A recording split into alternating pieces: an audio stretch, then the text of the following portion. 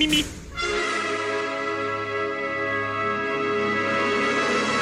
Mimi. Silence.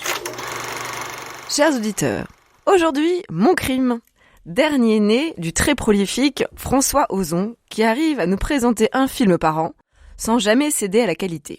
Je l'imagine gérer plusieurs casseroles en même temps et cela force l'admiration de constater que la maîtrise de la direction d'acteur est toujours au rendez-vous, en abordant de grandes variétés de sujets, de cadres, de partis pris, de mise en forme. Je vous renvoie donc à sa filmographie. Son précédent film, Peter van Kant, s'attaquait à la réadaptation d'une œuvre du maître du cinéma allemand, Fassbinder, dans la période post-Seconde Guerre mondiale. Ici, Ozon ressort des trésors du théâtre français, une pièce de 1935 de Georges Bert et Louis Verneuil, et la fait sienne. C'est une bonne pioche. À notre ère post-MeToo, cette pièce est d'une actualité étrangement criante. À croire que les auteurs période Front-Populaire ne croyaient pas si bien dire.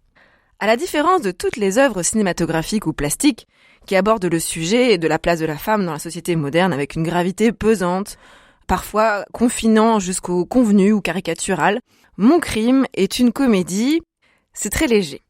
L'amorce, une charmante petite actrice fraîche et pleine de rêves, de carrière, tire le diable par la queue avec son amie et colocataire avocate qui peine à trouver quelques plaidoiries intéressantes à se mettre sous la dent, la plus sérieuse, Pauline Mauléon. Jusqu'au moment où notre Madeleine Verdier est accusée du meurtre d'un éminent producteur.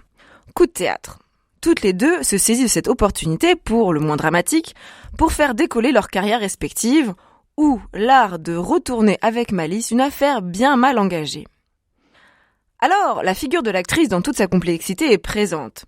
Celle-ci donne à voir ce que nous voulons voir, et par extension, elle incarne la femme, puisque c'est elle, de par son métier, qui est en première ligne pour se confronter à un milieu masculin où la séduction est un élément essentiel du spectacle. Que la montée en puissance du cinéma n'a fait qu'amplifier avec la starification des acteurs et des actrices.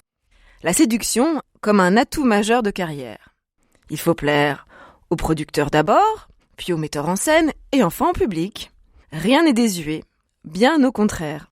Cette recherche effrénée à la reconnaissance au sens propre et au sens figuré est toujours d'actualité, plus que jamais.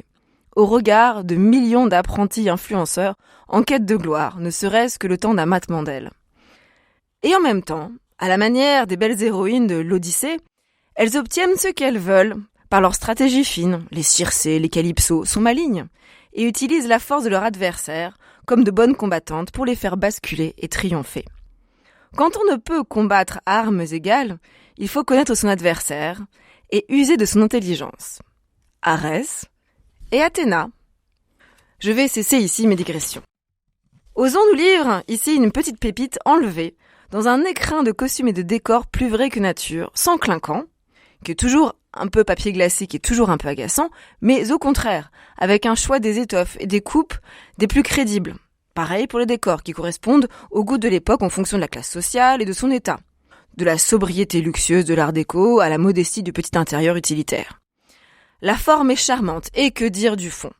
Mettez une belle brochette d'acteurs, Lucchini, Boone, Hubert, Dussolier, Las Palès, Prévost, et je ne cite que les plus célèbres, mais les autres sont tout aussi brillants et espiègles, entourant le charmant tandem de ses deux amis complices, Nadia Tereshchevitch et Rebecca Marder, et vous obtenez une joie de jouer, un plaisir de jouer enfantin, plein de fantaisie et de complicité. C'est une joie contagieuse. Et pour finir, j'oubliais de vous entretenir de la beauté de la langue, une belle langue française, précise, sophistiquée et élégante. Il y a le plaisir des yeux et celui des oreilles. Nous sommes servis. Bonne séance. Mimi.